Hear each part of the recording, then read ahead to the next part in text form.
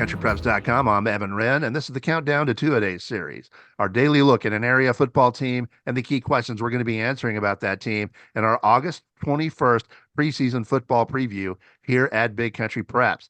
I'm here with my partner, Dan Youngblood, via Zoom. And tonight, Dan, we have got the Albany Lions. Yep, the two-time defending state champion Albany Lions. This year, I think, is going to be a very intriguing one for Coach Denny Faith and his squad. Obviously, coming off two phenomenal seasons, including an undefeated 16-0 run last year. This year, got a lot of questions to answer. They only returned 9 of their 21 lettermen from last year's group, including 5 offensive and just 2 defensive starters back. So this is going to be a team that's going to have a lot of holes to fill and a lot of questions to answer. We'll get to a few of those here in just a minute. But yeah, I'm excited about this year for the Albany Lions. All right, before we get into today's edition of the Countdown to Two-A-Days series, we want to remind you YouTubers to please hit the subscribe button. Also hit the bell so that you get notifications each and every time that we have a new video here at Big Country Preps. And here's a quick thank you to a couple of our sponsors, beginning with For the Love of the Game Broadcasting and our old friend Terry Slavens, owner of K-Lakes 93.5 FM out of Breckenridge, 97.7 FM KATX out of Eastland, Classic Country AM 1330 out of Graham, 94.7 FM KWKQ out of Graham, KROO 1430 AM out of Breck, and KWBY 98.5 FM out of Ranger. That is For the Love of the Game Broadcasting. Also, Rob Durham, sales consultant at Bear Chevrolet Buick Cadillac up in Breckenridge. If you're in the market for a vehicle, new or used, give Rob a shout at 254-559-2266. That's Rob Durham up at Bear Chevrolet Buick Cadillac in Breckenridge. All right, and with that, Dan, it's time to talk about the Albany Lions. Some of the key questions going into this season about them. One that I would have personally is, Adam Hill's gone. They're going to have to rebuild the offensive line. So a key question, Albany football, Denny Faith football, they like to be physical up front. My question is, can they rebuild that offensive line and find a replacement for Hill and still produce enough yardage on the ground? And if they can, it's going to look great for them again, because that's what generally gets them a deep run. Yeah, I think that's a great question. Obviously, Adam Hill is such a huge part of what they did. I think another big question is just emerging playmakers. They have Chip Chambers back at quarterback, had a really nice first season, threw for 35 touchdown passes, over almost 2,500 yards.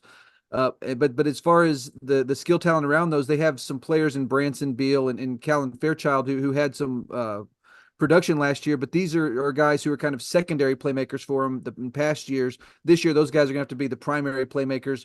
How will that look this year? And what kind of step forward can Chip Chambers make in his second year at the helm? I think this offense has the potential to be explosive, but they're going to need some guys to step up, and I'm interested to see how that looks. And moving on to question number 3, and this could be the biggest one. This could, I think, be a make or break question for this Albany team. Is how will their defense look with just 2 returning starters back on that side of the football? That is a obviously elite defense has been a staple of this Albany program for a very long time. This year they're going to need a lot of young players to step up, including some guys from an 8-2 JV team last year. Can they get the same type of defensive production we've come to expect from Albany football this year with so many new starters? That, I think, is going to be a big question, and I think we'll go a long way toward determining just how much success. We know Albany's going to be successful. I think that's going to be maybe the biggest question, just to determine how successful they'll be this year.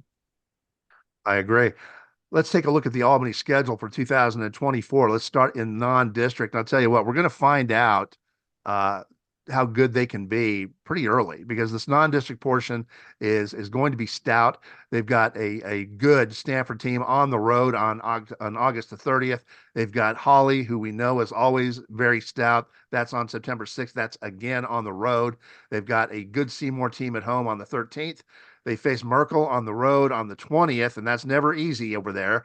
And then they've got an improved Anson team that expects to reach the playoffs on September the 27th. So, and then that's followed by their open date heading into district. But with a non-district portion like that, Albany's going to be able to smooth out all the wrinkles and find out what they need to work on, if anything, going into district.